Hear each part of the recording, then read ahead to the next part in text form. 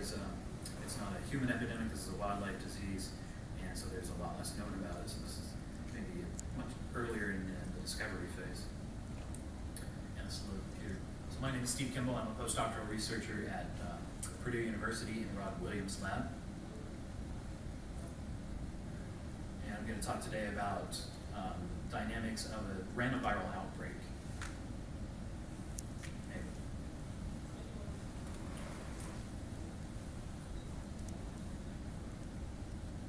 So ranaviruses Ranavirus is a genus of 6 or 7 species.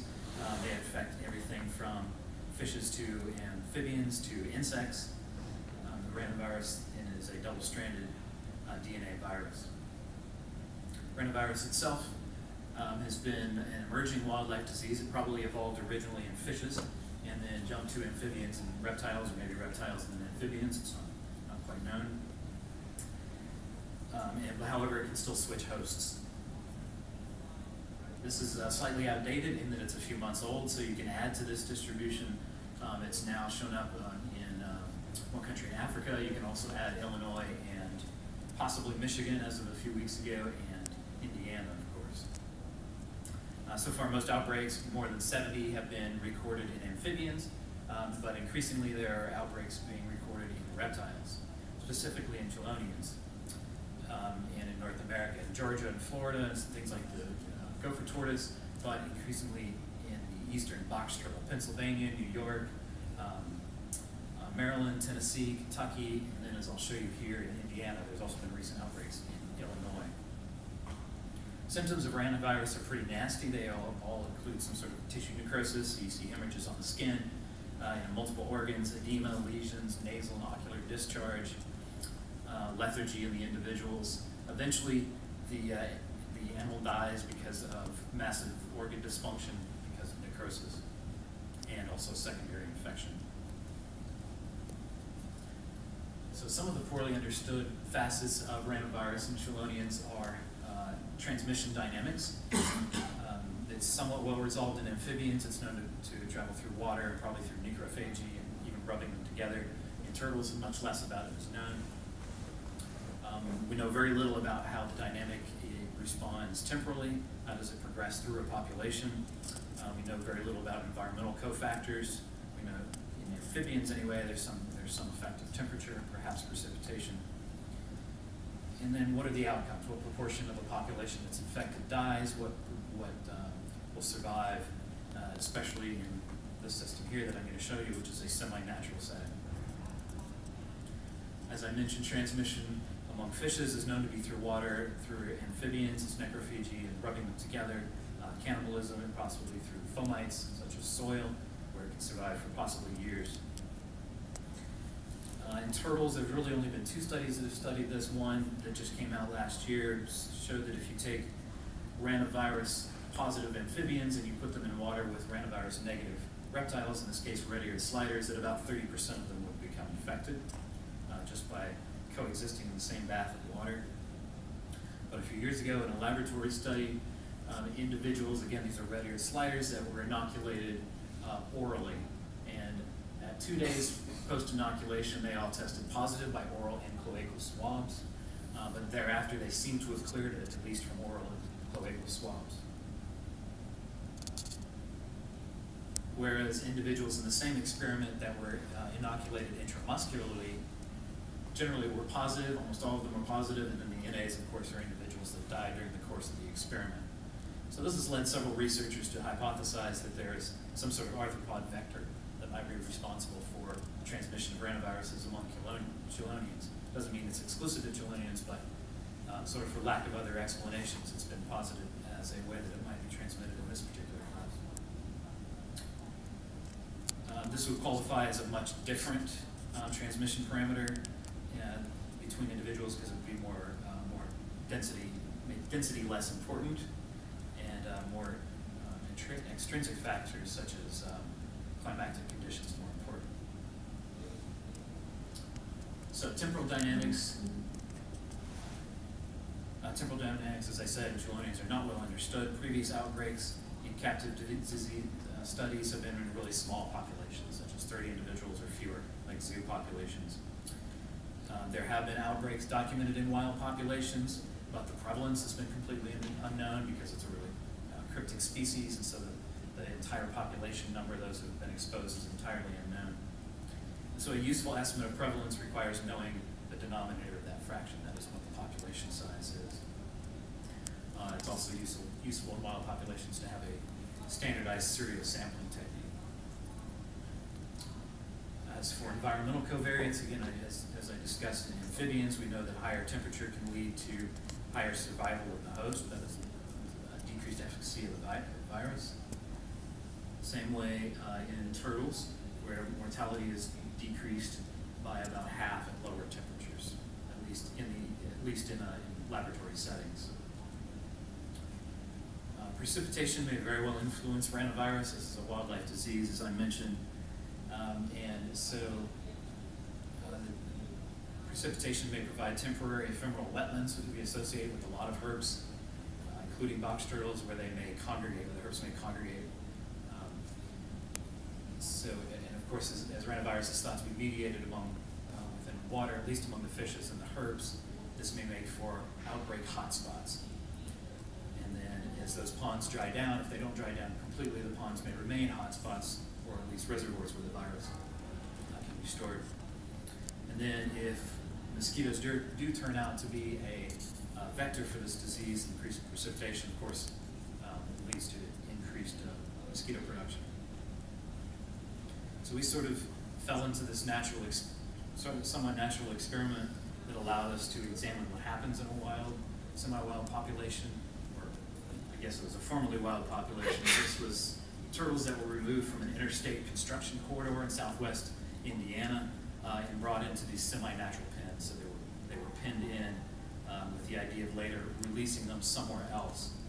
So they were brought in 2010, 2011, and 2012. And then in late 2000, in the 2012 group, as soon as individuals were brought in, they started seeing symptoms of this disease.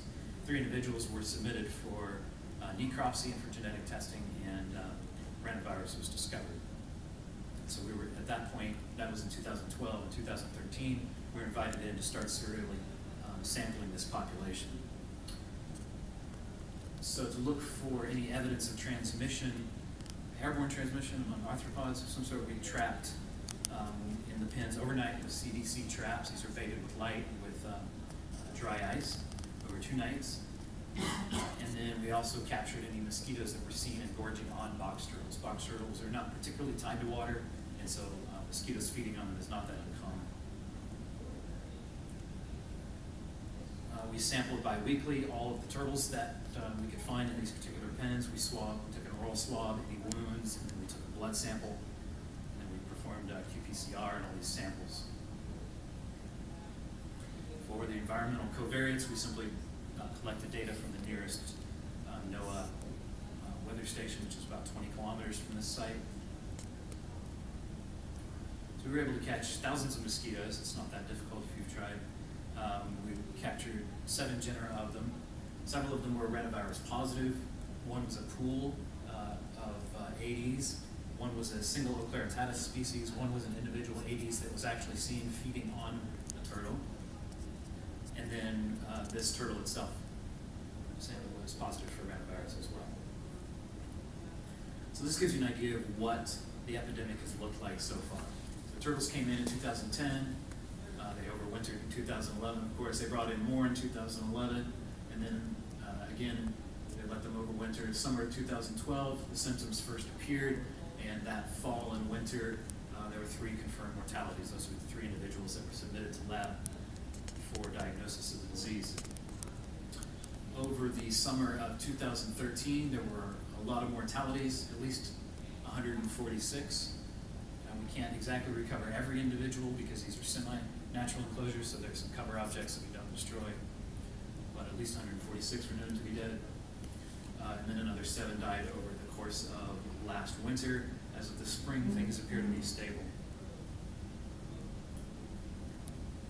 So this is just the raw number over the course of last summer of the individuals we sampled and those that are positive. So this starts in April and runs through the active season into August. You can see by about July that almost every individual that we're capturing is ranavirus positive. And this is scaled differently, and this is the proportion that are positive, pretty much shows the same signal, up to about 90% at its height in July. By this sample period, some of the samples have blinked in and some of them have blinked out probably because of the nature of these samples. So by this sampling period, all individuals that were alive had tested positive for ranavirus at least once.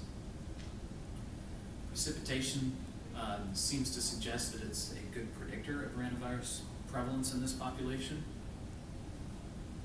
However, it is not significant. There's too much noise. And same with temperature. It seems to predict an inversely proportional relationship with temperature. And these two bars are those 2 degrees at which I told you earlier about the sliders. At 20%, 100% of them had mortality, and at 28%, only half of them died. But again, there's too much noise in the system. This was not a significant trend. So for transmission, mosquitoes may very well be a vector for ranavirus among Chelonians. Strictly speaking, all we found was that ranavirus was detectable by qPCR in these mosquitoes. We can't say for sure that it's transmitted. We can't say for sure that it's a live virus. And we also can't say that it's the only vector. We're not proposing that it may be the only vector among box turtles, but it may be an important one.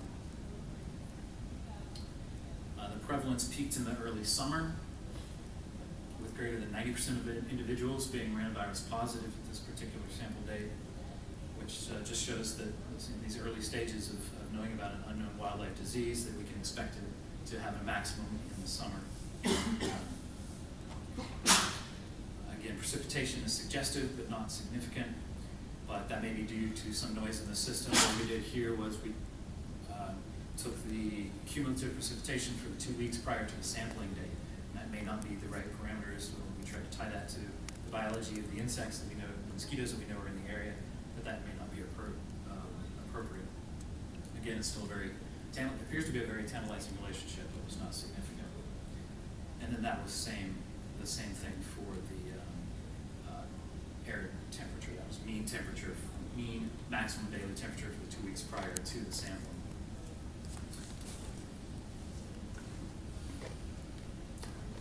So when you're starting to build a disease model for a newly emerging disease, there are a lot of these biological principles that we don't really know, so we can't start doing the mathematical modeling yet. But a couple of things I think we've learned from this particular population. We learned that transmission is exceedingly effective. 100% of live individuals at one point were testing positive. But there may be some sort of differential effects. Perhaps 30% of individuals were infected in that water-only study, that first study that I showed you with the red-eared study, with the red-eared sliders. And then 100% were infected here in the semi-natural population. Susceptibility appears to be 100%. Tolerance, about a third of this population is still alive as of a couple weeks ago, suggesting that there are some individuals in this species that can be tolerant. These might be individuals we might use for captive rearing if this species, which is threatened but not yet endangered, becomes candidates for captive rearing.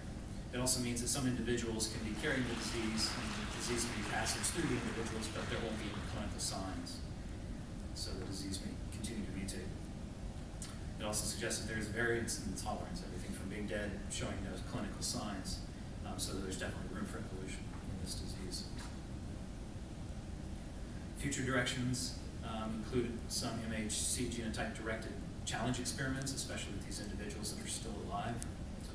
We also want to look at the viral load. Since we did the qPCR, we have those data to do further viral load studies. And we'll stop there. Are there any questions?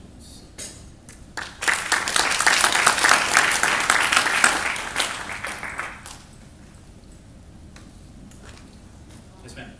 When you isolated or did the qPCR to figure out to identify that the ranaviruses were in mosquitoes, did you do any sequencing to see which strains were present? If it were, if it was FD3-like or any other, or like a specific turtle ranavirus? It's frog virus 3. It's frog virus. Very high, 100% match on that. And that's That's to be expected. That's what Matt Allender has found next door in Illinois. That's what we found in Michigan. So that's not that. That's what most of the ranavirus infections in turkey from box turtles have been so far. All right, that ends the pathogen evolutions section. Thank you.